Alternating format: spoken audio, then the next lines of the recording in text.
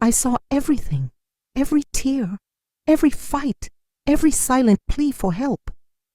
But I never said a word. I never lifted a finger.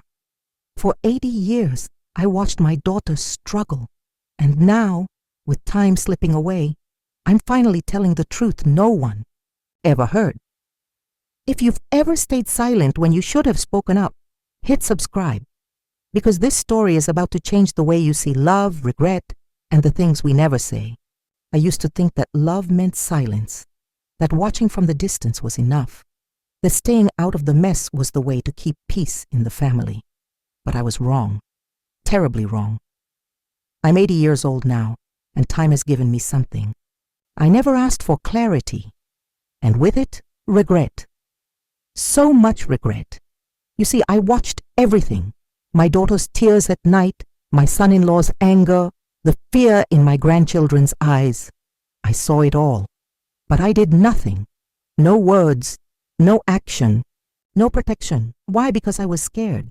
Scared of being judged, of causing drama, of breaking what little harmony we had left. But looking back, I realized something heartbreaking. My silence hurt more than any fight ever could. If you've ever stood by while someone you loved suffered, stay with me. This is a story about love, fear, and the weight of doing nothing until it was too late. My name is Margaret. I was born in 1944 in a small town in Ohio. Life wasn't easy back then, especially for women like me.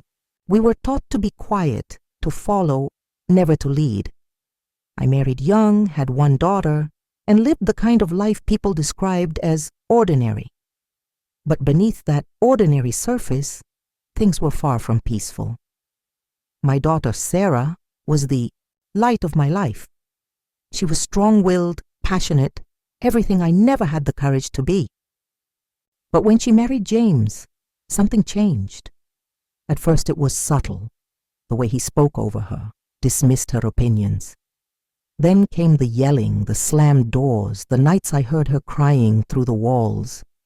I wanted to help, but fear held me back. Fear of being seen as nosy, dramatic, even cruel. So I stayed silent, and with every year, that silence grew heavier. Now at 80, I carry the weight of every word I never said. It happened on a cold winter night, almost 50 years. I was sitting in my kitchen sipping tea when Sarah showed up at my door, barefoot, trembling and holding her arm like it hurt. I didn't ask questions right away. I just pulled her inside, wrapped a blanket around her, and made her some warm milk. She finally spoke after a long silence. "He didn't mean it, Mom. It was an accident." That's when it hit me. Not anger, not outrage, just numbness. I had seen the bruises before, small ones, easy to ignore, but this time there was no hiding it. This time she wasn't trying to hide it from me, and still I didn't act. Told myself it was a one-time thing, that James loved her, that they'd work it out. But deep down, I knew this wasn't an accident. It was the beginning of something I should have stopped, but didn't. A few weeks after that night, Sarah brought someone to my house, a woman named Linda. She was tall, with short brown hair and eyes that seemed to see right through you. She introduced herself calmly, but there was fire behind her voice. She wasn't just a friend, she was a social worker. I remember the way she looked at me, not with judgment, but with quiet expectation, as if she already knew the truth I had been hiding from myself. We sat in my living room, the three of us. Linda asked questions gently but directly. "Mrs. Thompson," she said, "have you ever seen James hurt Sarah?" I felt my throat tighten. My hands shook slightly as I held my teacup.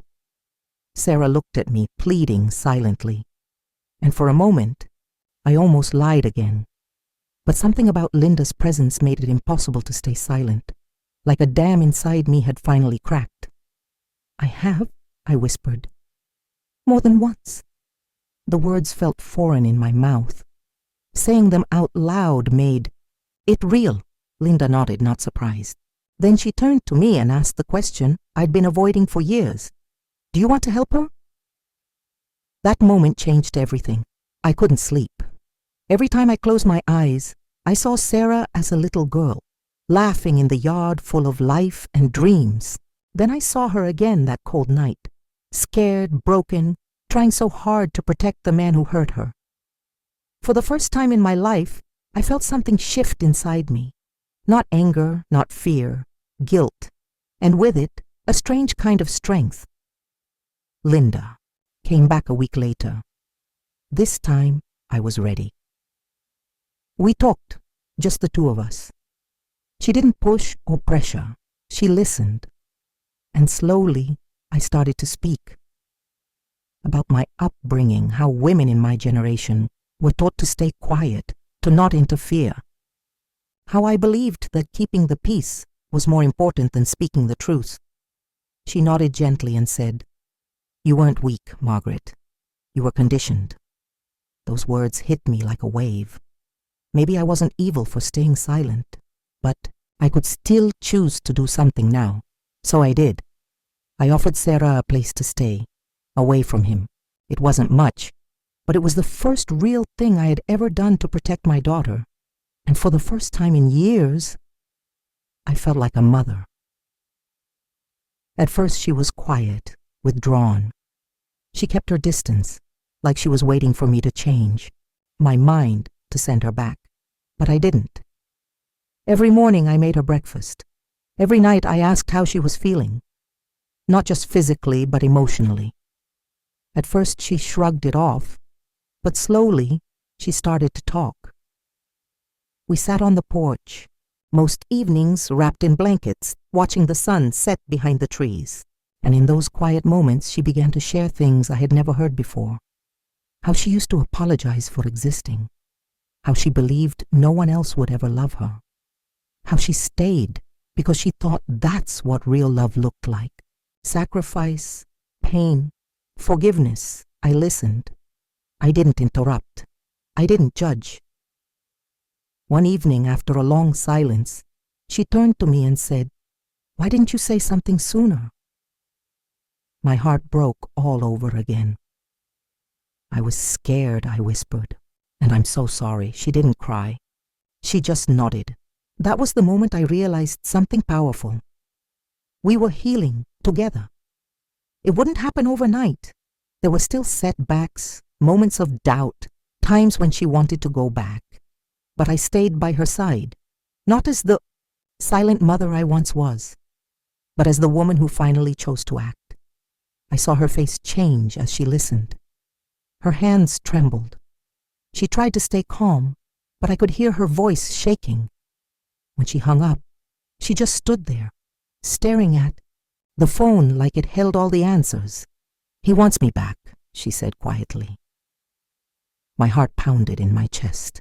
This was the moment, the test of everything we had built. I took a deep breath and said, "And what do you want?" She looked at me surprised. No one had ever asked her that. Not really.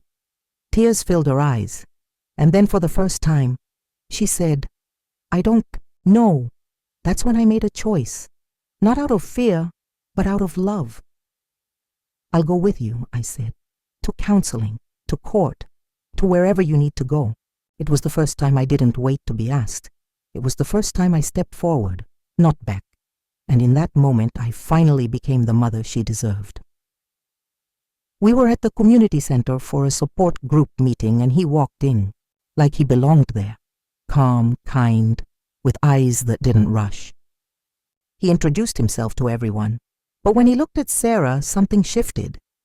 I noticed how she smiled, not out of habit or politeness, but because she wanted to.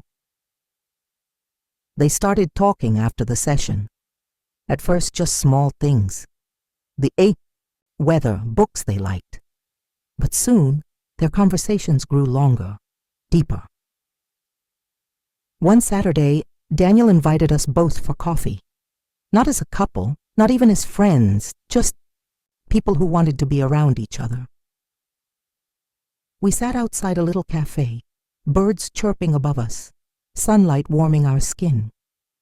Sarah laughed, really laughed, for the first time in years.